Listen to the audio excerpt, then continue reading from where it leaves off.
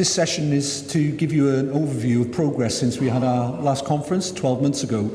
So I'm just going to ask our colleagues who are going to talk about the projects that have moved forward in that last 12 months to come and join me on the platform for when we move into the updates on project progress. So you will recall, obviously, being here 12 months ago, an extremely innovative and exciting event, really well planned and progressed a whole series of challenges and attention to opportunities to address our digital programme. So my presentation is a really quick run through over the last 12 months, what's happened since then, and also set the scene for what we're hoping to achieve with you today.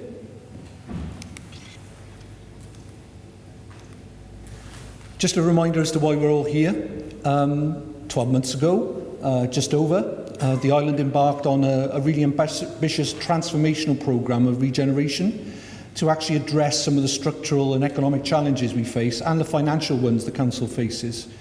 And what became apparent as that programme began to shape, you see the main themes of that up on the slide, is that digital has a contribution and impact across every single aspect of that programme, whether it's in digital communications in terms of involving communities in planning and implementing projects to take forward their future, whether it's about improving our digital infrastructure to actually enable business growth, whether it's about designing in digital into the physical regeneration of the island.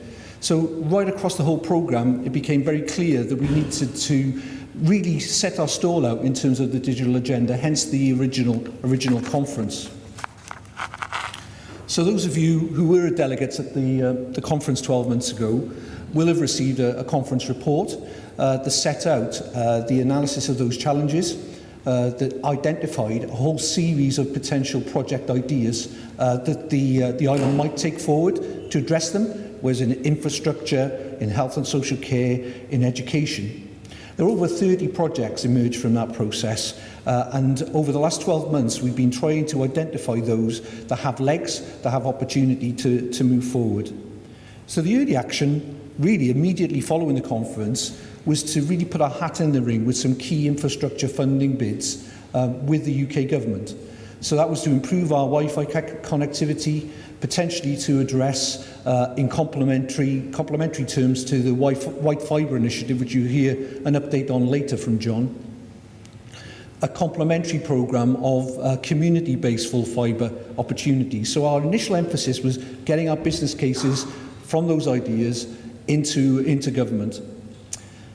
Taking the ideas then into a first version of our digital island strategy to look at what our evidence base is, what the framework of digital might involve, what the impacts on those programs we talked about might be, and to actually move that then into implementation.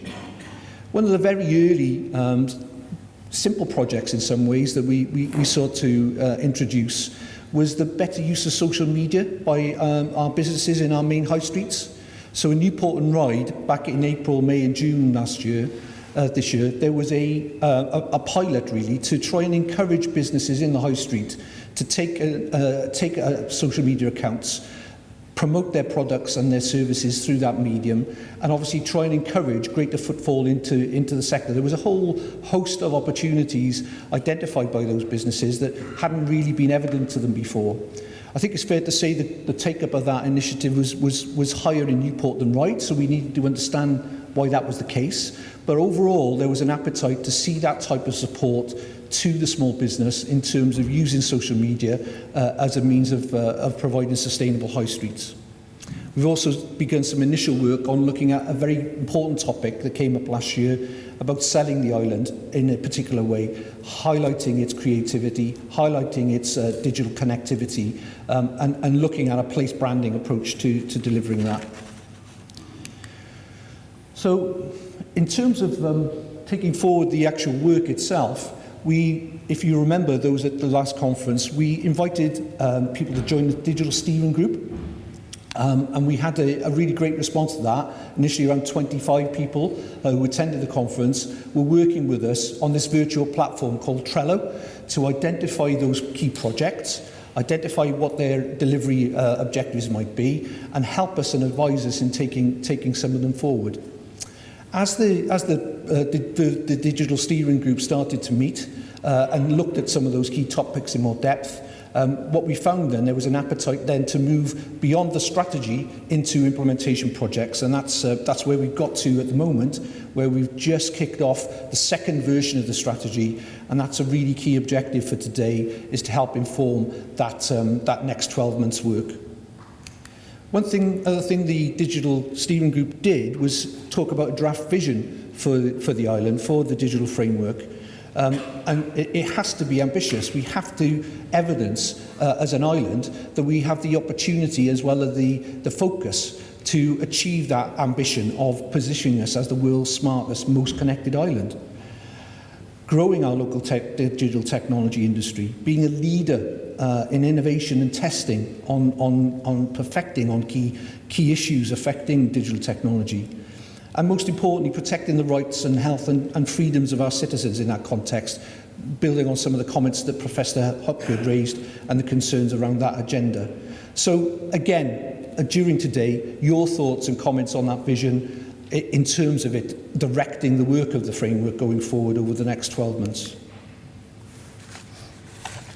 So, I really just wanted to highlight the projects that you're going to hear from during the rest of this session. We're going to talk a bit about the focus around skills, which is a really important topic at the last conference, and a really exciting proposal to look at that agenda on the island. I think it's worth flagging that we have completed 20,000 square foot of premium grade office space, which is now on the market to a whole range of potential sectors, just up the road here in Cowes. John was here last year from Ascensos and obviously described their presence, which is consolidated on the first floor of that building. We now have the availability to market the ground floor of that building. And we've also looked to bid for funding for a building nearby to refurbish that again into an innovation centre. So we're obviously fingers crossed on some of these funding applications, but the focus from the conference last time is very much directing and informing that bid both to our regional funding bodies and to UK government national funding programmes. I just wanted to shout out actually to welcome Grant Powell from Central Working, who's visiting the island today.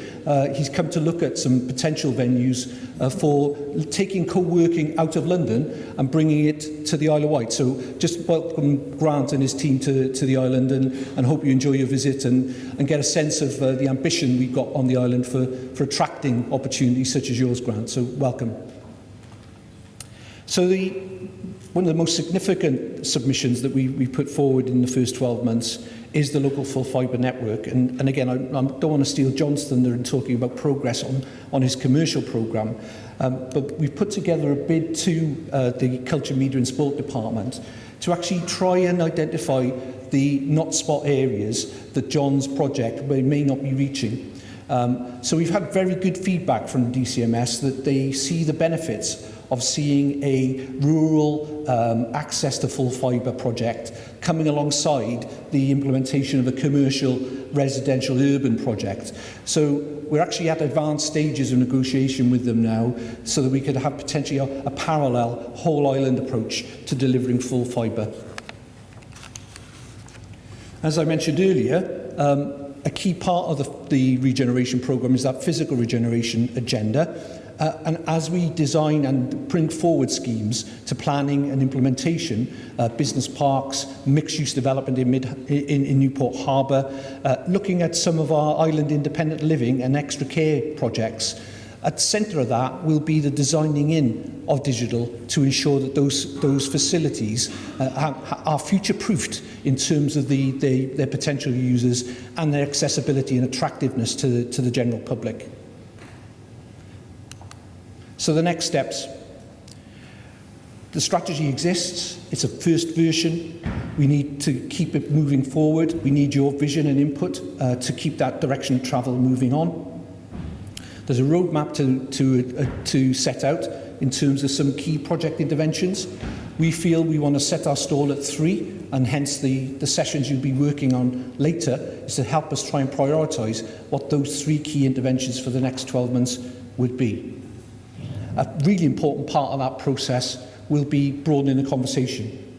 I think it was raised last year that we really do need to share that wider agenda with the wider population to address some of the concerns that may exist around the digital agenda, but also, most importantly, to encourage people to act, to respond and identify it as an opportunity going forward. So that whole community engagement part of our future plan will be key.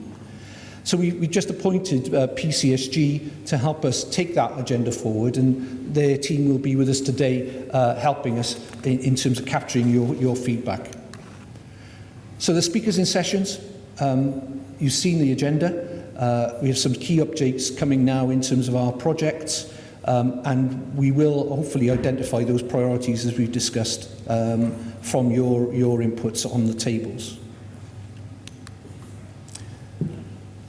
One thing I wanted to flag was the award we were given by the Global Islands, Smart Islands Network for our work to date in bringing us all together last November in setting out a collective and holistic approach to taking forward the digital agenda. We were acknowledged amongst all those islands across the globe who are aspiring to this agenda as being the Smart Island for 2018. So I just wanted to again provide another shout out to Tony Moretta here, who's from Digital Jersey. They were Smart Island in 2017, I think it was, Tony, and have moved on at pace in terms of implementing their agenda. And Tony's been kind enough to join us today to help share some of his experience, and colleagues will obviously be welcome to take full advantage of his presence at our event this morning. So, without further ado, I just want to now invite Dave Stewart back to the platform to talk about the projects, one of the key projects we've moved forward that has a strong digital element to it, and that's our whole commitment to providing one public service on the Isle of Wight.